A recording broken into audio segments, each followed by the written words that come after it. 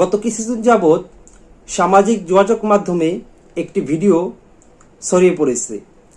ভিডিওতে দেখা যাচ্ছে একটি কুকুরের গলায় রশি দিয়ে ইট বেঁধে কুকুরটি ব্রিজ হতে নদীতে ফেলা হয় এবং এই কুকুরের করুণ মৃত্যু ঘটে।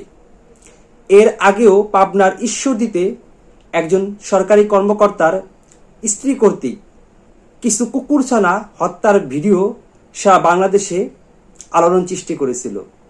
আমরা মাঝে মাঝেই এই রাস্তার কুকুর বা বিড়াল হত্যার এই খবরগুলো দেখতে পাই। আজকে আমরা জানব এই রাস্তার কুকুর বা বিড়াল হত্যা করলে কোনো মামলা করা যায় কিনা এবং এর শাস্তি এবং আইনের কিছু সীমাবদ্ধতা সম্পর্কে। আমরা প্রথমেই জানব মামলা করা যায় কিনা।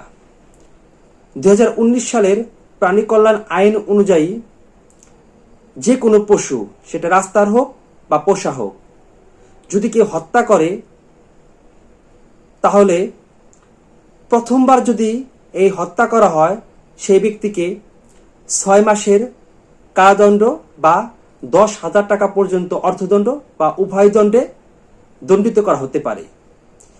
কোনো ব্যক্তি যদি পরপর একাধিকবার বা বারবার এই অপরাধ করে তাহলে তাকে 2 বছর পর্যন্ত কারাদণ্ড অথবা 50,000 টাকা পর্যন্ত অর্থদণ্ড অথবা উভয় দণ্ডে দণ্ডিত করা হতে পারে।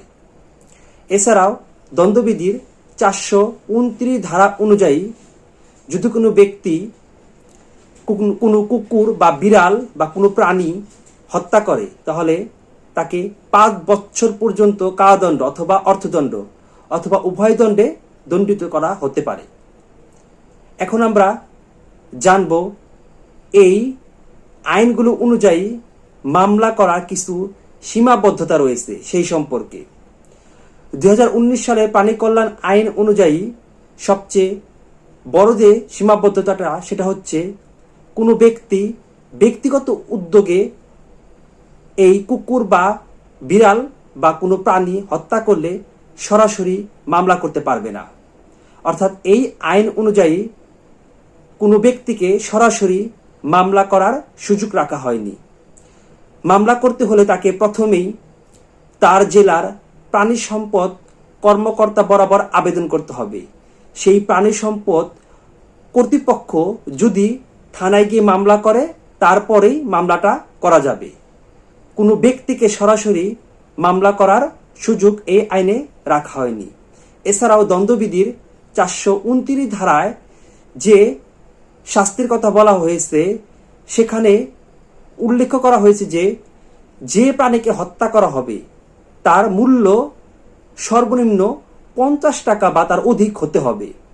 এখন রাস্তার কুকুর বা বিড়াল যেগুলো বেওয়ারিশ সেগুলোকে কিভাবে মূল্য হিসাব করা হবে এখানে আইনে সুস্পষ্ট বলা হয়নি। তাই এই প্রাণী হত্যা করলে মামলা দায়ের করতে আইনের কিছু সীমাবদ্ধতা রয়েছে।